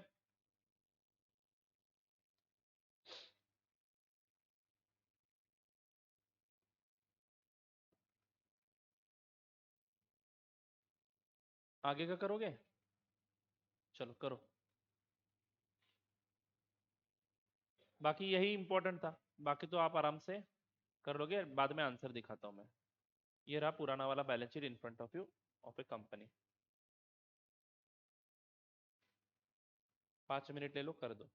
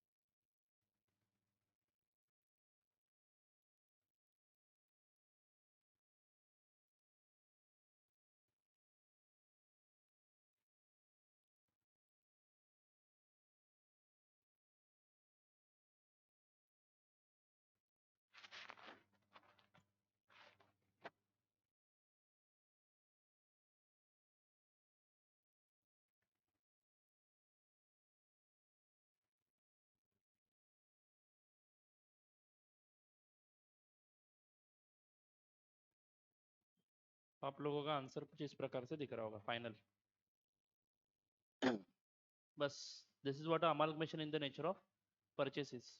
तो आपको एडजस्टमेंट कहाँ कहाँ पे करने समझ में आ चुका है। यस। नाउ इसी क्वेश्चन को लेके हम लोग आगे की थ्योरी पढ़ लेंगे। तो ये पॉइंट समझ में आया सबको। Statutory reserve and it's accounting समझ में आया। क्या करना है आपको, ये पूरी कहानी लिखी है कि हाँ ठीक है लॉ के कारण हमें रिजर्व वगैरह मेंटेन करना पड़ता है एंड ऑल। एंट्री इंपॉर्टेंट क्या है, amalgamation adjustment account debit to statutory reserve account. Is this clear to you. Yes. तो अमाल्गमेशन एडजस्टमेंट अकाउंट जो कुछ भी आप डेबिट करोगे वो आपको निगेटिव बैलेंस दिखाना है आपके रिजर्व्स एंड सरप्लस के शेड्यूल में। एंड ये जो स्टैट्यूटरी रिजर्व्स आपने क्रेडिट किए हैं वो आपके पॉजिटिव बैलेंसेस दिखेंगे और बाकी के रिजर्व्स आप कुछ इस प्रकार से रिजर्व्स के शेड्यूल में दिखाओगे। Is it clear to you. Yes. Now there is one more question given here, but sorry, this question what we are solving, right? So now we'll look after the journal entries in the books of accounts of vendor. Vendor मतलब कौन, transferor company, उसका भी accounting हमें सीखना है ना। तो उसके लिए कोई अकाउंटिंग स्टैंडर्ड एप्लीकेबल नहीं है, उसके लिए कोई अकाउंटिंग स्टैंडर्ड एप्लीकेबल नहीं है, सिंपली हमें उसके लेजर अकाउंट्स क्लोज करने हैं। तो write down in the books of Y Limited for the same question. For the same question, we are going to prepare ledger accounts. We are going to prepare ledger accounts. तो एक ही question में पूरा concept खुल जाएगा और उसके बाद एक एक नया कंसेप्ट हम ऐड करते जाएंगे। Do you get it. अरे समझ में आ रहा है कि बच्चों। तो मर्जर क्या है समझ में आया, परचेस क्या है समझ में आया। फिर अब accounting in the books of transferor company भी देख लेते हैं ना, चलेगा क्या। तो write down accounting in the books of Y Limited. In the books of Y Limited. In the books of Y Limited. Ledgers. Ledgers बना रहा हूं मैं directly so that you can understand it or you can relate it with your 12th chapter। कौन सा था 12th में, dissolution of A partnership firm, उसके साथ थोड़ा सा रिलेटेबल है ये, इसलिए मैं बोल रहा हूँ कि लेजर्स बनाओ, जर्नल एंट्रीज खुद से समझ में आ जाएगी। ओके। तो ऑब्जेक्टिव क्या है बेटा, यहाँ पे सारे अकाउंट्स क्लोज करने हैं, ठीक है। तो मैं एक रियलाइजेशन अकाउंट यहाँ पे बनाता हूँ। कौन सा, रियलाइजेशन अकाउंट। समझ में आ रहा है कि बच्चों, मे भी आपने उस डिसोल्यूशन के चैप्टर को रियलाइजेशन अकाउंट के नाम से भी पुकारा था, ठीक है। तो जब कभी भी आपको अकाउंट्स क्लोज करने हैं, एक नया अकाउंट आपको ओपन करना है जिसमें सारे के सारे अकाउंट्स हम लोग ट्रांसफर कर देते हैं, ठीक है। तो ये रियलाइजेशन अकाउंट नाम का एक पार्किंग अकाउंट हम लोग ओपन करेंगे टेम्पररी पीरियड के लिए। बोलो हाँ या ना। ठीक है। फिर आप वाई की जरा बैलेंस शीट देखो, ये आपके वाई लिमिटेड की बैलेंस शीट है, उसमें क्या क्या है देखो जरा। इक्विटी कैपिटल है, प्रेफरेंस कैपिटल है, कुछ रिजर्व्स भी है जो शेयर होल्डर्स के ही है। बोलो हाँ या ना, वाई का सिर्फ फोकस करना है अभी, ठीक है। और उसके बाद कुछ लाइबिलिटीज है, कुछ एसेट्स है, सारे के सारे एसेट्स एंड सारे के सारे लाइबिलिटीज कौन टेक ओवर करने वाला है, एक्स लिमिटेड टेक ओवर करने वाला है। यानी ये बुक्स ऑफ अकाउंट्स क्लोज करते समय हम किसके साथ डील करने वाले हैं, एक्स लिमिटेड के साथ। तो सबसे पहला अकाउंट मैंने कौन सा बनाया, रियलाइजेशन, जिसके लिए एक 8-10 लाइन छोड़ दो, छोड़ दिए। उसके बाद आप शेयर होल्डर्स अकाउंट बनाओ। कौन सा, शेयर होल्डर्स अकाउंट, क्योंकि वो शेयर होल्डर को टेक ओवर नहीं करेंगे। आर यू गेटिंग इट और नॉट। वो शेयर होल्डर को क्या देंगे, शेयर्स देंगे, प्रेफरेंस शेयर्स देंगे एंड सो ऑन। समझ में आ रहा है क्या। तो यहाँ पे रुपीज, रुपीज लिखता हूँ, rupees in thousands of course, rupees in thousands, बराबर है क्या बच्चों। तो शेयर होल्डर्स अकाउंट एक बनाएंगे। उसके बाद हमारा ट्रांजैक्शन किसके साथ होना है, एक्स लिमिटेड के साथ होना है, बराबर है क्या। तो एक्स लिमिटेड अकाउंट एक बनाएंगे। शेयर होल्डर्स अकाउंट के लिए 5-6 लाइन छोड़ दो, 6 लाइन छोड़ दो। तो फिर एक्स लिमिटेड अकाउंट बनाएंगे रुपीज इन थाउजेंड्स। समझ में आ रहा है बच्चों, अरे बोलो ना। देन इक्विटी शेयर्स मिलेंगे ना हमें, किसके पास से, एक्स के पास से। Equity shares in X limited account बनाएंगे, rupees in thousands, rupees in thousands. और क्या मिलेगा बेटा, प्रेफरेंस शेयर्स, बराबर है क्या नहीं। प्रेफरेंस शेयर्स कितने परसेंट के, 15% preference shares in X limited. अभी आप वाई के बुक्स में हो, ये मत भूलना, रुपीज इन 1000, रुपीज इन 1000, यानी ये नए अकाउंट ओपन होंगे जब जैसे ट्रांजेक्शन हम करते करते आगे जाएंगे, ये नए अकाउंट्स हमारे बुक्स में ओपन होंगे, और जो पुराने वाले थे वो हमें क्लोज करने, और ये भी क्लोज करने, ये भी रखना नहीं है हमें। जो कुछ भी इक्विटी शेयर्स आएंगे वो किस में बांटेंगे, हमारे शेयर होल्डर्स में बांटेंगे, तो यहाँ से आके वो अमाउंट शेयर होल्डर्स अकाउंट में ही जाने वाला है, बट ये अकाउंट ओपन करना जरूरी है। Do you get it my friends? Yes. Now what is the objective? बोलो ना, ऑब्जेक्टिव क्या है इस अकाउंटिंग का? Journal entries in the books of vendor करने का ऑब्जेक्टिव क्या है? सारे के सारे बुक्स ऑफ अकाउंट्स जीरो करने, अकाउंट के बैलेंसेस जीरो करने। तो ये रहा बैलेंस शीट आपके सामने। चलो जीरो करना है। लैंड एंड बिल्डिंग का बैलेंस 1550 है, प्लांट एंड मशीनरी का बैलेंस 1700 है, यानी कुल मिला के एसेट का बैलेंस कितना है? 6600। अभी जीरो करना है तो क्या करूंगा, इन सभी अकाउंट्स को क्रेडिट कर दूंगा, एंड कौन सा अकाउंट डेबिट कर दूंगा? रियलाइजेशन। तो बोलो एंट्री क्या होगी? Realisation account debit to sundry assets, नहीं एक एक करके लिखेंगे, चालाक बन रहे हो। To land and building, sundry assets लिखोगे तो भी चलेगा, बट पहले ही शॉर्टकट मत मारो नलायक को। टू लैंड एंड बिल्डिंग कितना? 1550। मॉड्यूल बंद कर देता हूँ, मॉड्यूल में ऐसा कुछ नहीं है, ठीक है। हम एक ही क्वेश्चन तीनों एंगल से सॉल्व कर रहे हैं, बराबर है कि नहीं? Then to plant and machinery 1700, plant and machinery account close हो गया क्या? जरा इमेजिन करो, मैं जो बोल रहा हूँ वो 1700। Then to furniture and fitting,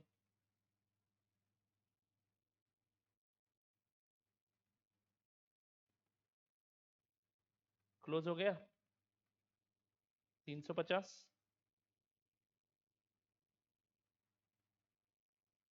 अरे बोलो ना बच्चों। To investment,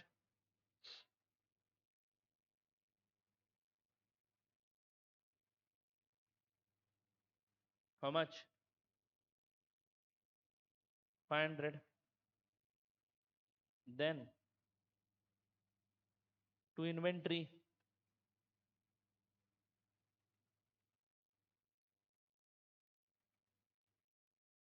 then to trade receivable, amount बोलो 1030। Is it right? Then to cash and bank,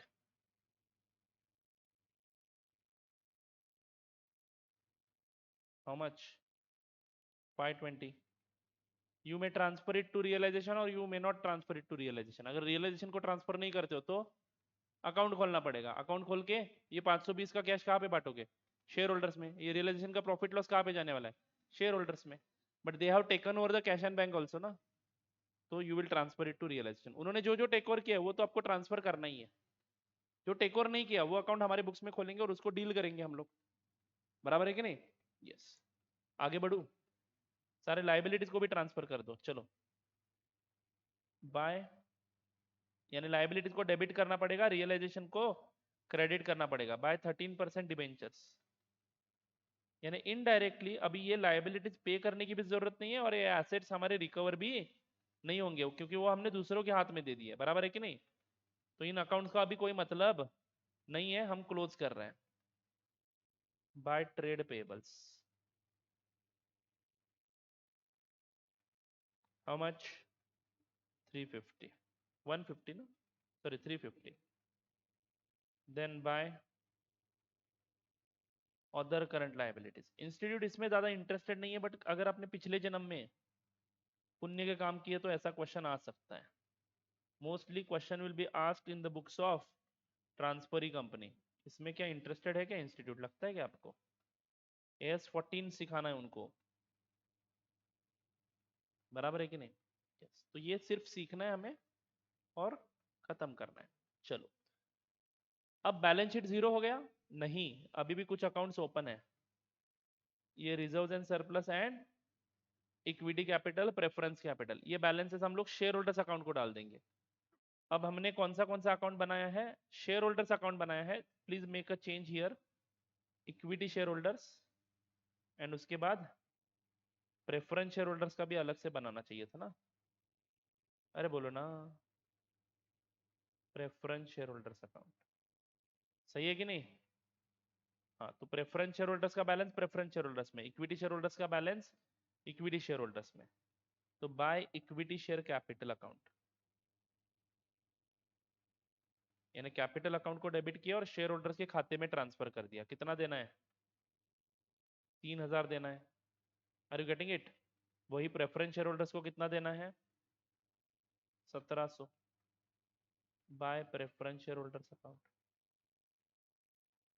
bye preference share capital account. सही में समझ में आ रहा है सभी बच्चों को? आगे बढ़ू क्या? जनरल रिजर्व किसका होता है? शेयर होल्डर्स का, इक्विटी शेयर होल्डर्स का। तो सबका सब इक्विटी शेयर होल्डर्स में बांटेंगे बाय जनरल रिजर्व। सही है क्या? 250 by export profit reserve. Sir ये तो वहां पे गया, अरे कहाँ पे गया? वो उनका उनका अकाउंटिंग देख लेंगे, हमें ये बुक्स ऑफ अकाउंट्स क्लोज करने हैं। नहीं तो आपको लगेगा वहां पे रिकॉर्ड किया मतलब यहाँ से गायब हुआ, ऐसा नहीं है, अकाउंट तो ओपन ही है ना। तो अभी ये अकाउंट क्लोज करना है हमें। एक्सपोर्ट प्रॉफिट रिजर्व कितना? 200। Then by investment allowance reserve,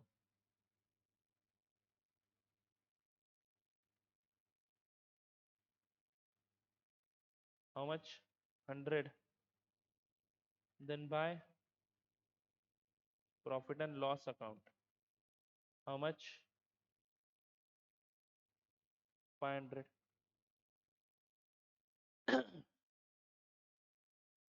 सही है क्या बच्चों? Yes. Now after making this balance sheet zero, अब जीरो हुआ क्या बैलेंस शीट? सारे अकाउंट्स को जो कुछ भी बैलेंस था बराबर उसका अपोजिट इफेक्ट दिया है, देखो आपने। तो ये बैलेंस शीट अभी जीरो हो चुकी है, आपका लेजर अकाउंट्स पूरे के पूरे जीरो बन गए हैं। सिर्फ दो अकाउंट्स अभी खुले हुए हैं, कौन से? रिवैल्यूएशन अकाउंट एक खुला हुआ है जो कुछ बैलेंस दिखा रहा है, इक्विटी शेयर होल्डर्स अकाउंट एक खुला है, and preference share holders account एक खुला है। प्रेफरेंस शेयर होल्डर्स को देने हैं 1700, इक्विटी शेयर होल्डर्स वालों को देने हैं ये total amount, and realisation account सारे बैलेंसेस को लेके बैठा है। Is it right? नाउ अगला ट्रांजेक्शन आपने क्या किया? आपने अपना बिजनेस बेच दिया, किसको? एक्स लिमिटेड को। तो एक्स लिमिटेड के पास से कुछ लेना है आपको, X limited is now your debtor. Is it right? और जो कुछ भी मिलेगा वो इन एसेट्स एंड लाइबिलिटीज के बदले में मिलेगा कि नहीं? तो हम लोग अभी इस एंट्री को परचेस कंसिडरेशन ड्यू की एंट्री बोलते हैं बेटा। कौन सी? परचेस कंसिडरेशन ड्यू, यानी परचेस कंसिडरेशन मिलना है हमें, किसके पास से?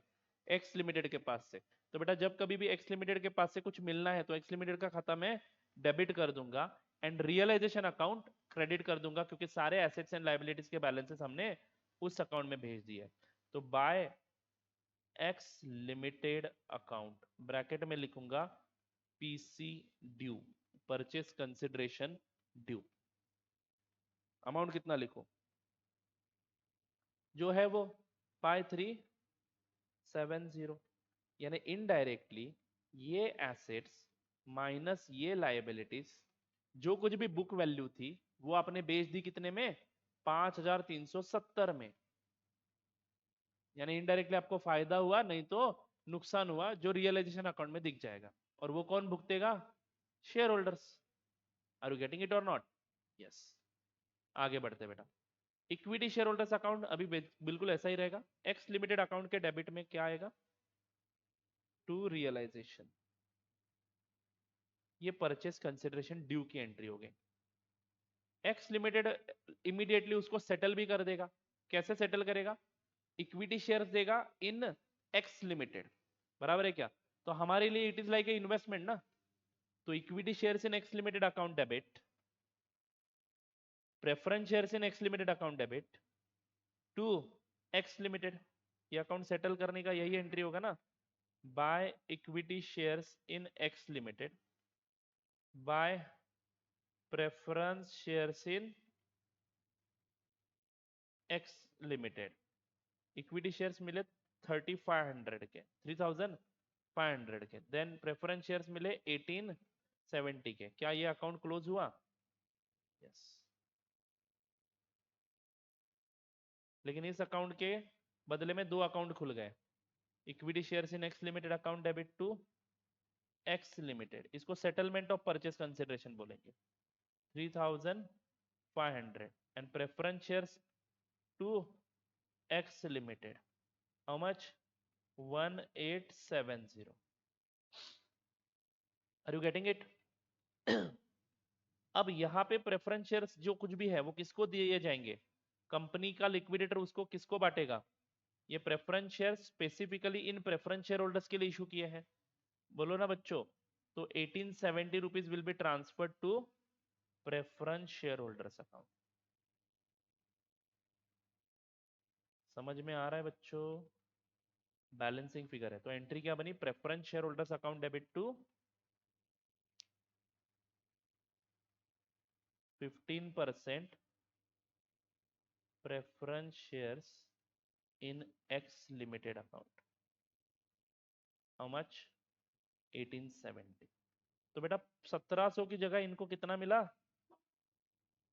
1870, 1870 माइनस 1700, तो प्रेफरेंस शेयर होल्डर्स को फायदा हुआ कितना? 170। ये कहाँ पे भेज देंगे? By realisation account, book value के हिसाब से डिफरेंस है ये। Are you getting it? तो ये रियलाइजेशन अकाउंट में भेज दो। प्रेफरेंस शेयर होल्डर्स को फायदा मतलब रियलाइजेशन अकाउंट को ट्रांसफर करना है, जो कुछ भी डिफरेंस आएगा रियलाइजेशन अकाउंट को ट्रांसफर करेंगे। बोलो एंट्री क्या होगी? Realisation account debit to preference share holders account.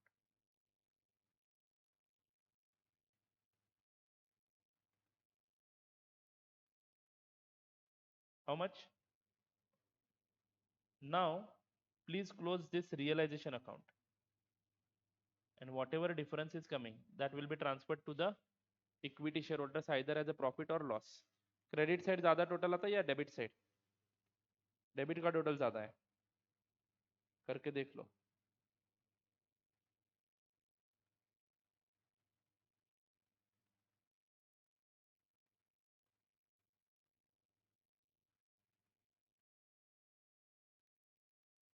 Debit का ज्यादा है क्या? 6770, 6770 माइनस 350। अच्छा तो 550 का लॉस हुआ, बुक लॉस है ये बेटा, कोई रियल लॉस नहीं है। ओके, तो सिंपली इसको कहाँ पे ट्रांसफर करना है? Equity share holders account. Dissolution में आप लोग ये पार्टनर्स कैपिटल को ट्रांसफर कर रहे हैं, बराबर है कि नहीं? तो equity share holders account debit to realisation, यानी जो जो पैसा इक्विटी शेयर होल्डर्स को देना है उसमें से ये लॉस पहले माइनस किया जाएगा। समझ में आ रहा है क्या बच्चों? कितना आएगा? 550। और अब जो एक ही अकाउंट हमारा ओपन है, कौन सा? 3500 के जो इक्विटी शेयर्स मिले हैं वो अकाउंट में जो शेयर्स है वो किस में बांटे जाएंगे? इक्विटी शेयर होल्डर्स में। तो यहाँ पे लिखूंगा by equity share holders account.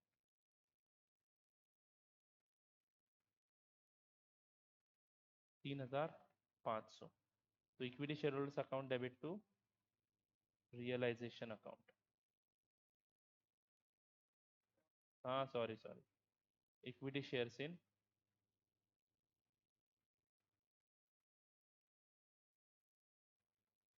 X limited, how much? 3500। Now please check the total, it should get tallied.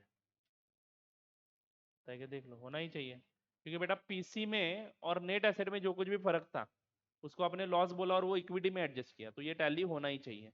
ऐसा कोई मतलब खुश होने की जरूरत नहीं है, अभी आपको ये समझ में आना चाहिए। बचपन में हम लोग बहुत खुश होते थे, हाँ टैली हुआ, टैली होगा ही ना, क्योंकि जो कुछ भी फर्क था, कितना आता है? 4050, समझ में आ रहा है कि बच्चों टैली तो होना ही है, जो कुछ भी फर्क था परचेस कंसिडरेशन में और नेट एसेट में वो आपने रियलाइजेशन अकाउंट में एडजस्ट किया और वो आपने इक्विटी में भेजा।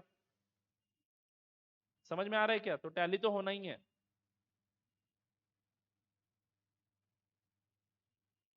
तो ये जो आपने आज किया इसको जर्नल एंट्रीज के फॉर्मेट में यहाँ पे एक्सप्लेन किया है, तो देखो जरा समझ में आती है क्या।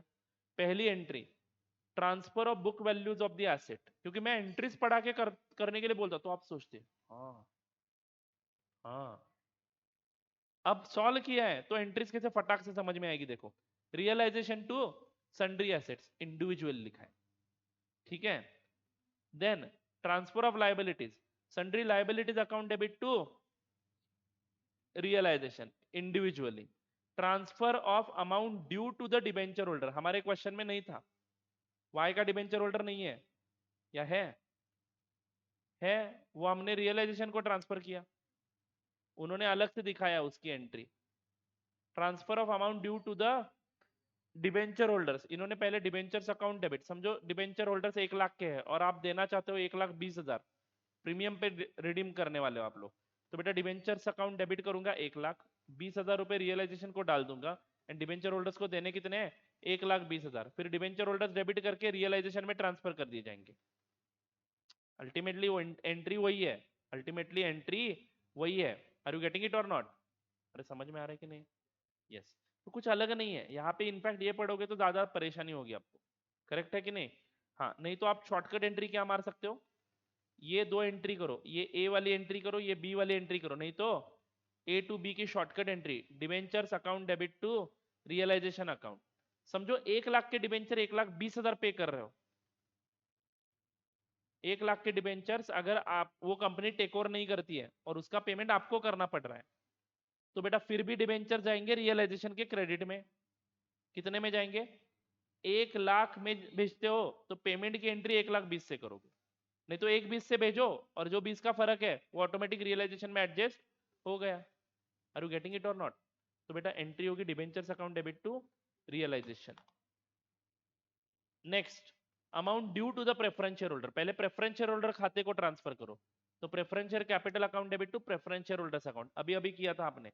समझो जो अमाउंट उनको देना है उससे ज्यादा अमाउंट ट्रांसफर करना है, तो रियलाइजेशन अकाउंट डेबिट करो। मैंने क्या किया, बैलेंसिंग फिगर निकाला और वो रियलाइजेशन को ट्रांसफर किया, मतलब indirectly you have pass this entry, preference share capital account debit realisation account debit to preference share holders account. Have you done this? देखो ना बेटा यहाँ पे 180 170 ज्यादा दे रहे थे ना आप लोग, तो आपने realisation to preference share holders account किया है एंट्री। क्लियर है कि नहीं? अरे समझ में आ रहा है क्या? आगे बढ़ू क्या? देन इक्विटी शेयर के जो कुछ भी बैलेंसेस है, रिजर्व एंड सरप्लस के जो कुछ भी बैलेंसेस है, वो आप कौन से अकाउंट को ट्रांसफर करोगे? इक्विटी शेयर होल्डर अकाउंट को ट्रांसफर करोगे। समझो कोई लॉसेस के बैलेंस है तो equity share holder account debit होगा और लॉसेस के अकाउंट क्रेडिट होंगे। बराबर है कि नहीं? यानी कुल मिला के मेरा हमेशा यही कहना है कि एंट्रीज ध्यान में रखने से अच्छा है कि मेक श्योर कि आप लोग बैलेंस शीट पहले जीरो कर दो। Are you getting it? Then उसके बाद दूसरी एंट्री, स्टेप्स बहुत ही सिंपल है, make your balance sheet zero. आपको पता चल जाएगा कि इक्विटी रिलेटेड बैलेंसेस है, इक्विटी शेयर होल्डर्स अकाउंट में ट्रांसफर करना है, एसेट्स रियलाइजेशन को जाएंगे, लाइबिलिटीज रियलाइजेशन को जाएंगे बुक वैल्यूज पे। कोई एसेट लाइबिलिटी अगर वो कंपनी टेक ओवर नहीं कर रही है तो रियलाइजेशन को भेजना है या सेपरेट अकाउंट बनाना है वो आपका कॉल है, किसी एक क्वेश्चन में देख लेंगे, आगे आएगा एक हाथ दूसरा क्वेश्चन उसमें देख लेंगे। हाँ समझो खुद अकाउंट बनाते हो तो पेमेंट की एंट्री वहीं से कर दो, अगर वो एसेट का बुक बैलेंस अगर आप रियलाइजेशन को ट्रांसफर कर चुके हो तो पेमेंट की एंट्री रियलाइजेशन के थ्रू रूट कर दो, क्योंकि एसेट ही नहीं रहा वो रियलाइजेशन में गया है, तो पेमेंट जब उस एसेट का सॉरी कोई लाइबिलिटी है समझो डिबेंचर्स जो ट्रांसफरी कंपनी ने टेक ओवर नहीं की है, 1 लाख रुपए का डिबेंचर्स है, तो मैं 1 लाख रुपए सिंपली रियलाइजेशन को ट्रांसफर कर दूंगा। पहली एंट्री, एंट्री क्या होगी? Realisation debenture holders account debit to realisation, debentures account debit to realisation, पहली एंट्री। समझ में आ रहा है बच्चों? उस 1 लाख के बदले में मैंने उसका सेटलमेंट समझो 1,10,000 में किया, तो अब डिबेंचर्स का पेमेंट दिखाऊं कैसे मैं, क्योंकि डिबेंचर्स का अकाउंट है ही नहीं, तो पेमेंट कहां से दिखाना है? रियलाइजेशन से, तो एंट्री होगी realisation account debit to cash और बैंक। यानी आपने दो एंट्रीज पास की, पहली एंट्री डिबेंचर टू रियलाइजेशन, दूसरी entry realisation to cash, shortcut entry debenture to cash. इतना समझ में आ जाएगा, अभी आप फाइनल में जा रहे हो तो you if you are opening a separate account there is no problem. If you are transferring or routing the accounts through realization, then also there is no problem. You be free, make sure you close the accounts. मैं इतना ही जानता हूं देखो इसके बारे में. एक तो ये ज्यादा इंपॉर्टेंट नहीं है, इसके कारण चिंता करने की जरूरत नहीं है. अगर आता भी है एग्जाम में तो आप कर लोगे. आगे बढ़ता हूं. परचेस कंसिडरेशन टू, यानी sequence is very very simple. हमेशा मैं ऐसे ही याद रखता हूं. पहले एसेट ट्रांसफर करो, फिर लायबिलिटी ट्रांसफर करो. जो एसेट लायबिलिटी टेक ओवर नहीं किए उसके सेपरेट अकाउंट बनाओ, नहीं तो रियलाइजेशन के थ्रू रूट करो. Are you getting it? Realisation के थ्रू रूट करते हो तो उसका सेटलमेंट, नहीं तो उसका रियलाइजेशन में ही जाएगा. Is it right? फिर परचेस कंसिडरेशन ड्यू की एंट्री करो, फिर परचेस कंसिडरेशन रिसीव की एंट्री करो. परचेस कंसिडरेशन ड्यू एंट्री क्या होगी? ट्रांसफरी कंपनी से लेना है, रियलाइजेशन को ही जाएगा क्योंकि एसेट लायबिलिटीज मैंने रखे ही नहीं है. तो realisation is now my last account जिसमें सारे एडजस्टमेंट दिखाऊंगा मैं टू रियलाइजेशन. देन पैसा मिला, कैश और बैंक अकाउंट डेबिट. शेयर्स मिले, इक्विटी शेयर्स इन ट्रांसफरी कंपनी ओपन करो. प्रेफरेंस शेयर्स मिले, प्रेफरेंस शेयर्स इन ट्रांसफरी कंपनी करो टू ट्रांसफरी कंपनी अकाउंट. बेटा मैं पहले एंट्रीज दिखाता तो एंट्री कुछ समझ में ही नहीं आता और प्रॉब्लम हो जाती है. Now at least you can relate to your question. तो ये सब मैंने किया ना अभी. सिर्फ हमें कैश नहीं मिला था, हमें क्या क्या मिला था? Equity shares and preference share. तो उतने दो अकाउंट हमने ओपन कर लिए. Then disposal of assets not taken over by the transferee company. बोला है ना मैंने, एक तो रियलाइजेशन को ट्रांसफर करो, वो किया है ऐसा मान के ये एंट्री की है. देखो डिस्पोजल मतलब एसेट बेच डाला. मैं एक प्लांट एंड मशीनरी समझो, किसने नहीं लिया? ट्रांसफरी कंपनी ने टेक ओवर नहीं किया, तो वो मेरे पास ही पड़ा रहेगा. मैं उसका बैलेंस कहाँ पे भेज चुका हूँ? रियलाइजेशन अकाउंट के डेबिट में टू प्लांट एंड मशीनरी कर चुका हूँ. तो प्लांट एंड मशीनरी का ऑफिशियली बैलेंस 0 है. अब वो प्लांट एंड मशीनरी फिजिकली आपके पास है बट बुक्स में नहीं है, ये बेच दिया तो कैश मिलेगा. क्रेडिट किसको करोगे? समझ में आया? वेरी गुड, होशियार हो आप लोग. लिक्विडेशन एक्सपेंस नेक्स्ट लेक्चर में डिटेल में पढ़ेंगे, क्योंकि क्या है, कुछ लिक्विडेशन एक्सपेंस कौन बॉर्न करेगा उसके ऊपर उसकी अकाउंटिंग डिपेंड करती है. वो उनके एग्रीमेंट पे है. अगर ट्रांसफरी कंपनी बॉर्न करती है तो वो एक खर्चा दिखाएगी. जो बॉर्न करेगा वो खर्चा दिखाएगा, जो बॉर्न करेगा वो खर्चा दिखाएगा. अब जरूरी नहीं है कि किसी को बॉर्न करना है तो पेमेंट भी उसी को करना है, क्योंकि कभी कभार समझ लो आपकी एग्जाम फीस का एग्जांपल लेते हैं. आपको एग्जाम फी भरना है, आप मेरे पास आए और बोले कि सर मेरा डेबिट कार्ड नहीं चल रहा है, प्लीज मेरे बिहाफ पे पेमेंट करो. तो खर्चा कौन बॉर्न करेगा? बियर कौन करेगा खर्चा? आप लोग. बट पेमेंट कौन कर रहा है? मैं. तो आपके बुक्स में आप एंट्री कैसे करोगे? एग्जाम फी तो आपका खर्चा है, तो you will debit exam fee, but have you paid cash to Swaroop sir's account? तो आप मुझे देना है ऐसे दिखाओगे. वेरज मैं एंट्री क्या करूंगा मेरे बुक्स में? Should I debit exam fee account? Because मेरा एग्जाम तो कब का खत्म हो चुका है, मैं क्यों खर्चा रिकॉर्ड करूं? मैं स्टूडेंट के पास से रिकवरेबल दिखाऊंगा, तो student account debit to cash और बैंक. तो ऐसे दोनों के बुक्स में हमें अकाउंटिंग पढ़ना है इनका, लिक्विडेशन एक्सपेंसेस का. Now what is liquidation expense? Obviously कुछ प्रोसीजरल फॉर्मेलिटीज करनी पड़ती होगी ना कंपनी लॉ वर्ड के साथ, तो उसका खर्चा ही है. वकील का फी होगा, चार्टर्ड अकाउंटेंट की फी होगी, वैल्यूएटर्स की फी होगी, what ever it is. Liquidation expense कौन बियर कर रहा है एंड कौन पेमेंट कर रहा है वो देख के अकाउंटिंग डिसाइड करेंगे. तो ये अभी मोटा मोटा एक एंट्री बताया इन्होंने, realisation account debit to cash, but उसका नोट लिखा है देखो 4 नंबर का. ये कौन से बेसिस पे लिखा है ये entry? They are assuming that this expenses are borne by transferor company and paid by transferor company. But इसमें 4 सिचुएशन निकलते हैं. borne by transferor company, paid by transferor company, borne by transferor company, paid by transferee company, borne by transferee, paid by transferor, borne by transferee, paid by transferor. ये chart बना के दूंगा, समझ में आ जाएगा. ओके आगे बढ़ता हूँ. डिस्चार्ज ऑफ, हाँ वैसे ही उनके भी बुक्स में वही चार्ट काम आने वाला है. किसके? ट्रांसफरी कंपनी के बुक्स में. वहां पे भी नहीं था लिक्विडेशन एक्सपेंस, हमारे को सवाल में था ही नहीं, इसलिए मैंने इसका अकाउंटिंग अभी तक डिस्कस किया ही नहीं है. चलो आगे बढ़ते हैं. Discharge of liabilities not taken over by transferee company. Realisation to bank, liability का बैलेंस भेजा कहाँ पे? रियलाइजेशन में. तो पेमेंट की एंट्री रियलाइजेशन के थ्रू, काम खत्म. डिस्चार्ज ऑफ डिबेंचर होल्डर्स, पूरा का पूरा बैलेंस अगर डिबेंचर होल्डर के खाते में भेजा है तो वहां से पेमेंट दिखाओ. रियलाइजेशन को भेजा है तो रियलाइजेशन से पेमेंट दिखाओ. सिंपल है बेटा, पढ़ने की क्या जरूरत है, मेरे को समझ में नहीं आता है बट चलो फिर भी दे दिया मैंने. जर्नल एंट्री तो आपके बुक में तो इतना बेहतर दिया है ना, यू विल बी अमेज्ड. रहने दो, मॉड्यूल जाके देख लो. आज एक क्वेश्चन दिया है, हर क्वेश्चन का एक्सप्लेनेशन, मतलब हर सीन का एक्सप्लेनेशन। परचेस कंसिडरेशन ड्यू मतलब क्या, उसकी जर्नल एंट्री नीचे दिखाई है। Are you getting it? मतलब इतना डिटेल में दिया है, बट मैं बोलता हूँ कुछ पढ़ने की जरूरत नहीं है, आप डायरेक्टली भी अकाउंटिंग कर सकते हो। It is very very simple. ये जर्नल एंट्रीज एग्जाम के पहले बस रिवाइज कर लो, पूरा प्रोसेस ध्यान में रखो। प्रोसेस क्या है? transfer all assets, transfer all liabilities. Those assets and liabilities which are not taken over will be also transferred, and their payment and settlement will be routed through realization account. ये एक policy रखेंगे। फिर purchase consideration due, purchase consideration received, final settlement, काम खत्म। Received के बाद जो equity shares preference shares मिले वो हमने शेयर होल्डर्स में बांटने हैं, काम खत्म। रियलाइजेशन क्लोज करो, प्रॉफिट लॉस दिखेगा, that transfer to the that is transfer to the share holders account, खत्म। शेयर होल्डर्स अकाउंट टैली हो जाएगा। बराबर है क्या? प्रैक्टिस करेंगे, टेंशन मत लो, बहुत बहुत सारे क्वेश्चन सॉल्व करने हैं हमें। ठीक है। ट्रांसफर ऑफ प्रॉफिट और लॉस ऑन रियलाइजेशन कहां पे जाएगा? Equity share holders. And settlement of equity share holders, जो कुछ भी परचेस कंसिडरेशन मिला वो शेयर होल्डर्स में बांट दो। समझ में आ रहा है? कुछ नोट्स लिखे हुए हैं यहाँ पे, एक बार पढ़ लेते हैं। If cash and bank balances are not taken over by the transferee company, अब cash and bank balance take over नहीं किया है ट्रांसफरी कंपनी ने, तो वो रियलाइजेशन को ट्रांसफर करना है, उसका अकाउंट बनाएंगे, अकाउंट बनाएंगे उसका। बराबर है ना? उसका लेजर अकाउंट बनाएंगे, that you don't transfer to realisation, उसको सेपरेट अकाउंट में रखो, क्योंकि वो कैश किस में बांटने वाले हम लोग? शेयर होल्डर्स में। समझो गलती से रियलाइजेशन में गया, तो रियलाइजेशन का प्रॉफिट भी उतने से बढ़ के दिखेगा, और बाद में वो घूम के शेयर होल्डर्स में ही आएगा, तो ज्यादा टेंशन लेने की जरूरत नहीं है। हम लोग वो मेथड यूज करेंगे जो इंस्टीट्यूट जनरली करता है। Are you getting it? हाँ। तो यहाँ पे हम लोग सेपरेट अकाउंट बनाएंगे। बराबर है क्या? If cash and bank balances are not taken over by the transferring company, this should not be transferred to realization account. The term asset does not include expenses or losses appearing in the balance sheet not yet written off. ये आपको अभी applicable नहीं है। पुराने वाले जमाने में क्या था?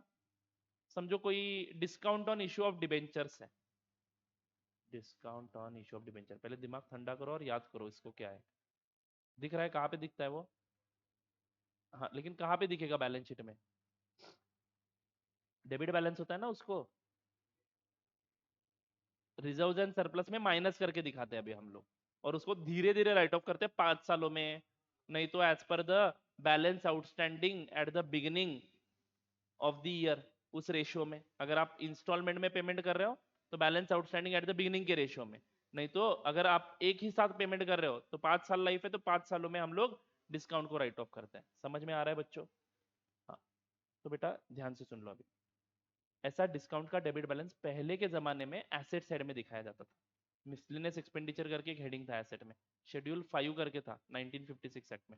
आपको एप्लीकेबल नहीं है, चाहिए तो आप ये यहाँ से कट कर सकते हो, बट समझ लो कभी कोई लॉस का debit balance, P and L account का डेबिट बैलेंस, उसको एसेट समझ के कृपया करके रियलाइजेशन को ट्रांसफर मत करना। It should be transfer to share holders account, यानी losses should be transfer to share holders account. This is what they are telling you. Don't treat that loss as asset, because asset को भी debit balance होता है and loss को भी debit balance होता है। गलती से आप डेबिट बैलेंस समझ के रियलाइजेशन को ट्रांसफर मत करो। समझो कर दिया, वो घूम फिर के कहाँ पे आना है? ज्यादा टेंशन लेने की जरूरत नहीं है। हाँ, इसका मतलब गलत नहीं करना है। हम I am not suggesting you to tell do it. समझो गलती से हो गया तो चिंता मत करो, अगले पेपर पे इंपैक्ट मत करो, वहां से वो घूम फिर के वहीं पे आएगा। एक आध मार्क कट हो सकता है, दैट्स इट, बट एक भी नहीं छोड़ना है, तो गलत मत करो। ओके? आगे बढ़ू क्या? Transfer debtors and creditors to realisation account with gross sum, ये बताने की जरूरत ही नहीं है, इतना अच्छे से पढ़ा है आपको। मैंने हमेशा आपको बोला है कि प्रोविजन फॉर डाउटफुल डेप्ट अकाउंट एंड डेटर्स अकाउंट दो अलग अलग अकाउंट है। नेट फिगर ट्रांसफर कर रहे हो मतलब एक अकाउंट आप वैसे का वैसा छोड़ रहे हो, तो अलग अलग करो। आर यू गेटिंग इट और नॉट? समझो 5,000 का डेटर है और उस पे 500 का प्रोविजन है, तो मैं 4,500 अगर रियलाइजेशन को ट्रांसफर करता हूँ टू डेटर्स लिख के, realisation account debit to debtors 4,500, तो क्या मतलब हुआ? डेटर्स में 500 का बैलेंस रहेगा और ये प्रोविजन का 500 क्रेडिट वैसे का वैसा। तो जिसको अकाउंटिंग का गहरा नॉलेज है उसको पता है कि ये एसेट का बैलेंस है और ये प्रोविजन का बैलेंस है, दोनों को सेपरेटली ट्रांसफर करना है, क्योंकि एक क्रेडिट बैलेंस है और एक डेबिट बैलेंस है। बिल्कुल same for net block and gross block of assets, यानी asset at cost and provision for depreciation. Provision for depreciation is a separate account, credit balance, whereas asset at cost is debit balance. Net balance sheet में दिखता है तो net transfer मत करो, अलग अलग transfer करो. ठीक है, ये एक लाइन इंपॉर्टेंट है. Value the share in the transferee company at its issue price. हमेशा इशू प्राइस के बेसिस पे. इसका चर्चा हम डिटेल में करेंगे. Right now there is no need to discuss this. हाँ, और ये लिक्विडेशन एक्सपेंस का भी मैं कल बताऊंगा. ठीक है, journal entries in the books of transferee company already done. क्या? Business purchase to liquidator. Purchase method है तो एसेट अकाउंट डेबिट करो, लायबिलिटी अकाउंट क्रेडिट करो, बिजनेस परचेस अकाउंट क्रेडिट करो. गुडविल कब आएगा? When PC is more than net asset. When PC is lower than net asset, capital reserve आएगा. तो मैंने यहाँ पे स्टार मार्क किया है, इस कैपिटल रिजर्व को भी स्टार मार्क करना. What is that amount? Difference between purchase consideration and net asset लिखो यहाँ पे, पेड अप कैपिटल नहीं, गलती से लिखा है वो, एक्चुअली वो नीचे गया है note. Net asset, extremely sorry, यहाँ पे चेंज करना बेटा, नहीं तो बाद में कंफ्यूजन होगा रिवीजन के दिन. नेट एसेट करो और नीचे पेड अप कैपिटल लिखना है. बराबर है ना? परचेस मेथड में मैं नेट एसेट को कंपेयर करता हूँ परचेस कंसिडरेशन के साथ. वो क्या हुआ है, वो कॉपी पेस्ट करते समय ऊपर नीचे किया है मैंने. समझे क्या बच्चों? हाँ, तो ये हैश मार्क यहाँ पे क्या लिखा है मैंने अगले एंट्री में, पुलिंग ऑफ इंटरेस्ट मेथड में एसेट अकाउंट डेबिट होगा, रिजर्व अकाउंट डेबिट होगा, रिस्पेक्टिव लायबिलिटी क्रेडिट होगी. आइदर रिजर्व डेबिट होगा नहीं तो क्रेडिट होगा. ये रिजर्व मतलब क्या है? Difference between paid up capital of transfer company and purchase consideration. यहाँ पे सही लिखा है. समझ में आ रहा है बच्चों? फिर डिस्चार्ज ऑफ परचेस कंसिडरेशन, क्या एंट्री नहीं पढ़ाई मैंने? पढ़ाई ना, लिक्विडेटर अकाउंट डेबिट टू. हाँ, डिस्काउंट कब डेबिट होगा? अगर इशू प्राइस आपके फेस वैल्यू से कम है तो. इशू प्राइस अगर फेस वैल्यू से ज्यादा है तो सिक्योरिटीज प्रीमियम क्रेडिट होगा. ये आपको आ जाएगा, टेंशन मत लो. ये एंट्री ध्यान में मत रखो, मैं आपको बता रहा हूँ, आप लोग कर लोगे. ठीक है, लिक्विडेशन एक्सपेंस की एंट्री कल डिस्कस की जाएगी, कल डिस्कस की जाएगी. स्टैट्यूटरी रिजर्व की एंट्री डिस्कस कर दी है. Amalgamation adjustment account debit to respective statutory account, ये परचेस मेथड में आएगा. Okay, so these things we have already discuss. Some 2 or 3 things will be added here, जिसमें स्टॉक रिजर्व का concept आपको काम आने वाला है. तो आप एक एक चीज हमें ऐड करेंगे और सॉल्व करेंगे और टॉपिक खत्म भी हो जाएगा. Almost we have discussed everything. ये inter company owings and adjustment of value of stock, ये कुछ 2-3 एडजस्टमेंट इसमें ऐड होंगे और उसके अकाउंटिंग इफेक्ट्स हमें समझने हैं और हम खत्म कर देंगे. ठीक है, तो इन ऑल अभी आपको थोड़ा सा इजी लगेगा इसके बाद. तो अभी हम एक एक क्वेश्चन ऐड करते जाएंगे और इस चैप्टर को और अच्छी तरह से समझ लेंगे. चलेगा? Till then bye bye, tata, see you. कल मिलता है.